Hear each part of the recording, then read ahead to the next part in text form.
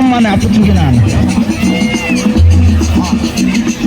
Ihe a bụ Olo Youth Association kwadoro ya Olo Cultural Day Celebration 2025. Ọ na-akpọcha akpọcha na Central School Olo. Come and experience the culture of Oranapo Kesa.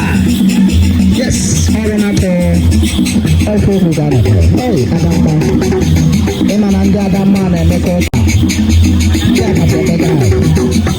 Ọkwa nwayọ na-esi ekife ahụ.